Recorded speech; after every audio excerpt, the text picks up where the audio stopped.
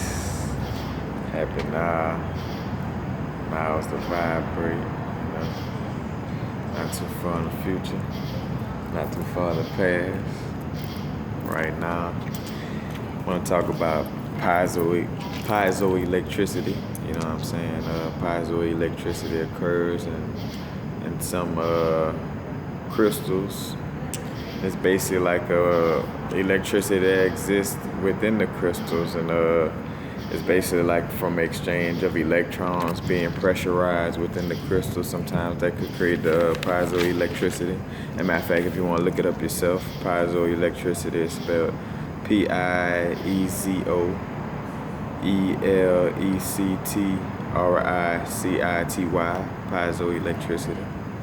And it basically it occurs in tourmaline and quartz. Is one of the top, piezoelectric stones. Is tourmaline and quartz, and basically it's temperature and pressure changes that cause the mineral to acquire an electrical charge, positive and negative poles on the c-axis.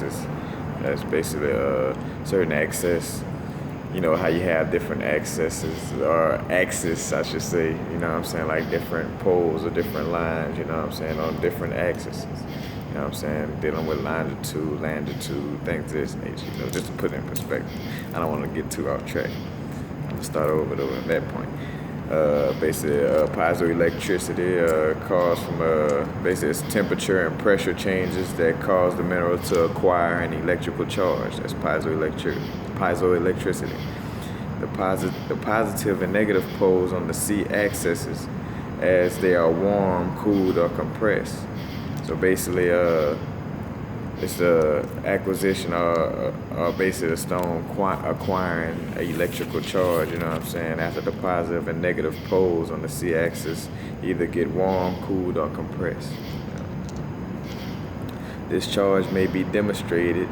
As a matter of fact, I'm about to go with basically a way for you to test whether your stone, basically test the piezoelectricity of your stone, you know what I'm saying, which in this case, let's see, sulfur. Is it sulfur and lead? Red lead are the things that you use to test it. And there's things that are attainable. I don't know where you could go and just, buy some sulfur and red lead from, but it is, there's some type of chemistry, wholesale or something that you could get, these type of things from. But basically, the charge may be demonstrated by dusting a cooling or warming crystal with a powder of red lead and sulfur puffed through a thin silk or nylon screen. So basically, some red lead, like I said, sulfur puffed through a silk or nylon screen. This could be done by placing 2 layers of a stocking. So stocking could be like your nylon. 2 layers of stocking over the end of a rubber bulb filled with a mixture of about 2 parts red lead and 1 part sulfur. So you want more red lead than sulfur. Alright, let's see where I'm at. The dust particles receive electrical charges as they pass through the screen and settle on appropriate ends of the charged crystals. So as you shaking the red lead and the sulfur, like I said, it could be a container with like a little stocking at the end. You could make it like a makeshift salt shaker with a stocking as the the head of it. And basically, the dust particles receive electrical charges as they pass through the screen. So as it's passing through the screen, they're picking up electrical charge, and then they settle on appropriate ends of the charged crystals. The sulfur becoming negatively charged, when it comes out of the nylon, it then settles on the positive end of the crystal. So the negatively charged sulfur is going to sit on the positive end of the crystal, And then you got the red lead becoming positive as it comes out of the nylon. It settles on the negative end of the crystal. So basically, kind of like how the opposites attract. So the sulfur becoming negative charged will set on the positive side, and the red lead becoming positively charged will settle on the negative side of the crystal. And basically, that's just a quick, easy little test, you know what I'm saying? Like I say, And you could, when they say quickly warmed or quickly, let's see, by cooling or warming a crystal, and they say like sometimes sitting on a hot plate or things of this nature. But be careful when doing these type of things. I would do a little extra safety research, when going into this, because the book, matter of fact, is the book I get this information from. It just gave me a quick rundown. So matter of fact, if you're looking to get deep into crystal formations and piezoelectricity and where do different crystals form it and the different formations of them, that's all this about. That's just the pictures, but it gets deeper. Matter of fact, that's the piezoelectricity experiment right here.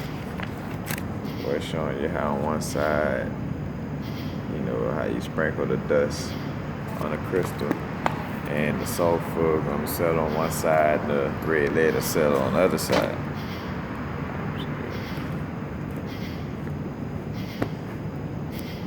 Technical difficulties.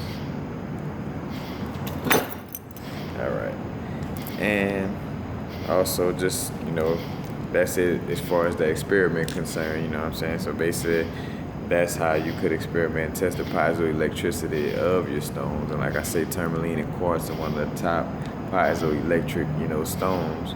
And also naturally piezoelectric occurring materials include berlinite, which is structurally identical to quartz.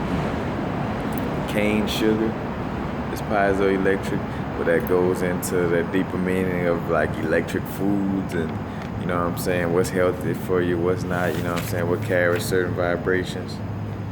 Rochelle salt, topaz, and actually bone. The actual bone actually has piezoelectricity because the dry bone exhibits some piezoelectric properties due to the apatite crystals. Now you know how I did a video on blue apatite a while back and told you how it has phosphorus in it, dealing with your bones. The teeth, is a good stone to have with you on a visit to the dentist, or a good stone to have with you with communication with animals, because the phosphorus in the teeth and communication. But they're the same thing. So apatite, has piezoelectricity, or basically your bones have piezoelectricity because of the phosphorus or the apatite that's, within your bones.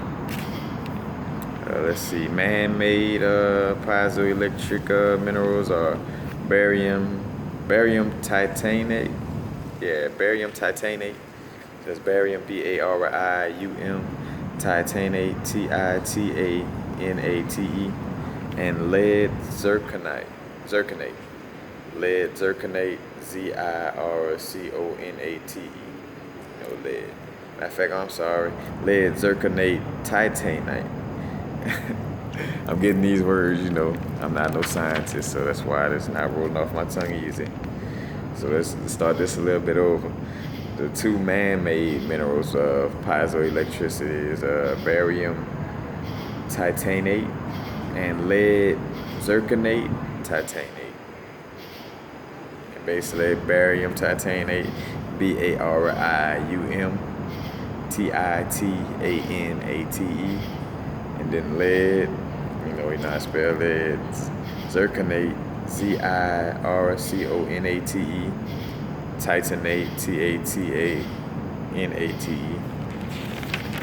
Like I said, I'm not a scientist, so, but basically, those are the piezoelectric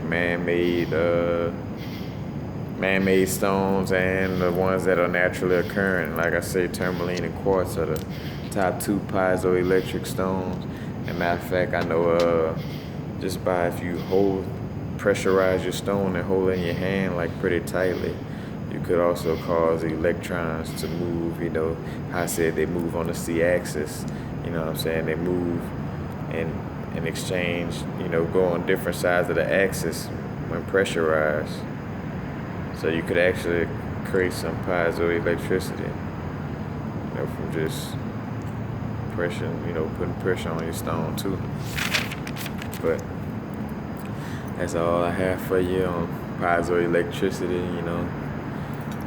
At least this time, you know, I get more information and more deeper as I go. But like I always tell y'all, I'm on a learn process, you know what I'm saying, along with everybody else, man. You know, as much knowledge as I have, I'm also learning daily, you know. But, you know, just a little information on piezoelectricity. But peace. Happy now. Now is to vibrate. Not too far in the future. Not too far in the past. Right now is to vibrate. You know, piezoelectric stones. Getting that electricity.